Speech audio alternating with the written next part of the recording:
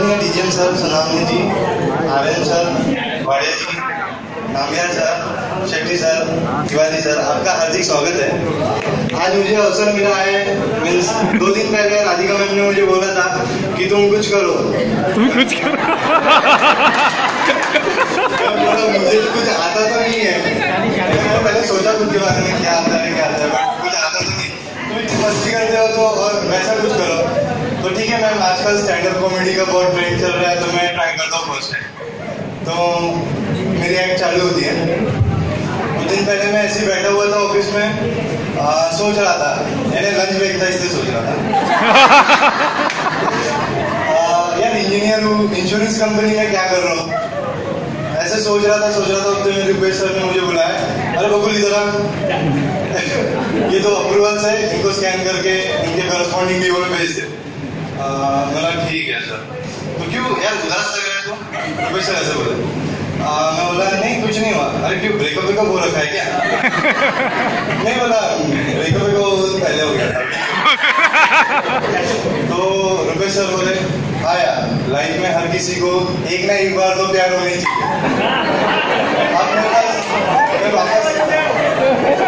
मैं अपना काम कर लिया और वापस अपनी जगह बैठ गया।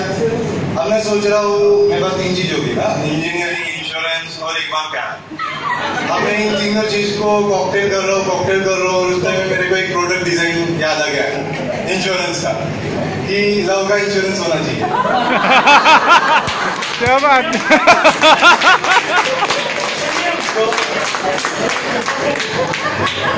तो मैंने ट्रेनिंग की सारी बुक्स नोट्स निकाले, सब देखे, प्रिंसिपल्स वगैरह, एटमॉस्फेयर फेथ,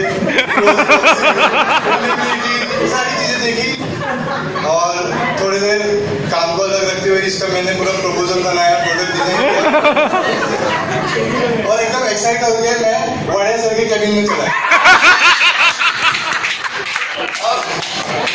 हमेशा की तरह बढ़िया सर अपने काम में बिजी थे और बड़े बड़े क्लाइंट आके बैठे हुए थे। मैंने जस्ट नॉक किया, समय कमी। हाँ बोल, मैं बोला सर अपॉइंटमेंट आया हो क्या? नहीं सर आइडिया लाया हो। हाँ बोलो क्या आइडिया है? और आइडिया सर वेलकम।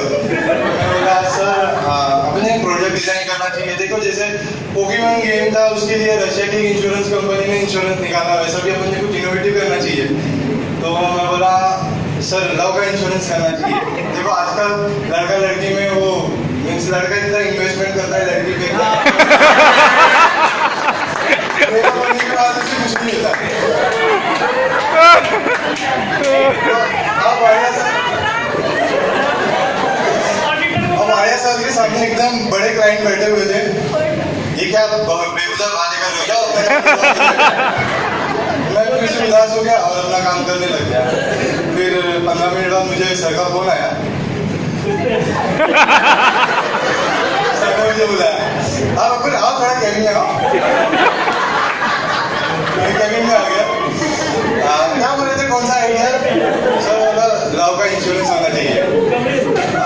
अच्छा आइडिया है, थोड़ा करो इसमें काम करो और फ्लोटर के बारे में सोचो।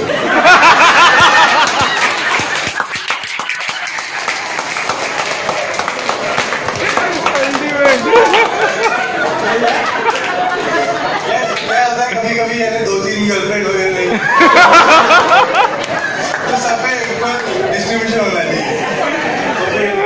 मैं बोला ठीक है, मैं वापस आ गया। बोला यार पॉजिटिव रिस्पॉन्स मिल रहा है, करना चाहिए और एक्साइट हो गया। सीधा मैं इंस्टा ने सर जी की कैबिन में चला गया, लॉक किया।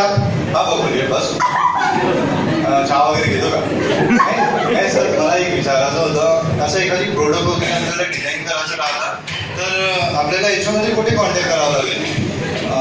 तुला ते प्रोडक्ट डिझाईनचा एक डिपार्टमेंट आहे, त्यांचा नंबर देतो मी सरांचा। ठीक है, पेज और पेन किया और नाम बता रहे थे, जैसे डायरी वायरी में अपने मोबाइल में ढूंढ रहे थे। उतने में उन्हें पूछा काय नवीन प्रोडक्ट काय आहे तुझा? मैंने सर लाओ। अरे तो पेपर पेन देखना डायरेक्ट रिक्रूटमेंट देता है, अभ्यास तो फिर मैं ऐसे जा रहा था थोड़ा सा, तो सर बोला एक मिनिट तू पूर्ण प्रोडक्ट डिझाईन केलाय का? हो सर केलेला आहे. एम्प्लॉई घेऊ शकतो का पोलीस?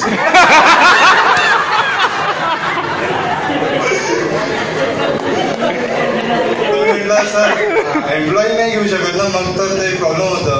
अच्छा मला 1 महिना बाकी आहे रिटायरमेंट.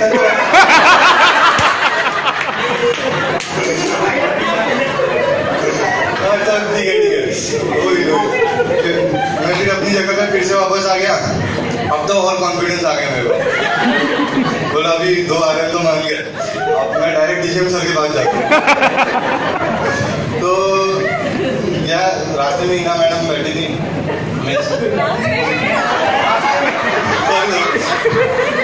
डीसीएम सेक्रेटरीट में बैठे थे मैंने मैम को पूछा मैम बॉस का मूड कैसा है? अरे सुबह से क्या एकदम गर्म मैम अब कैसा है?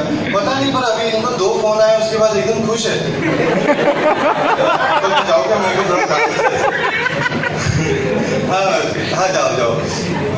मैंने नाव किया सर का केविन सर मी आती हूँ. अरे ये बघून तुझ्याबद्दलच गोष्ट चालू होती. वाडी आणि निस्तानेचा फोन आला.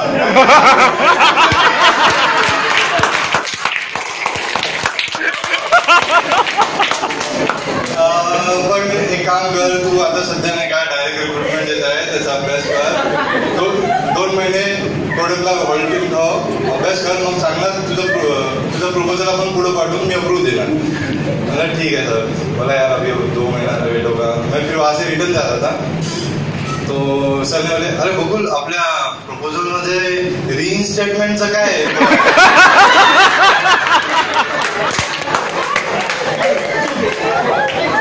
Sir thank you.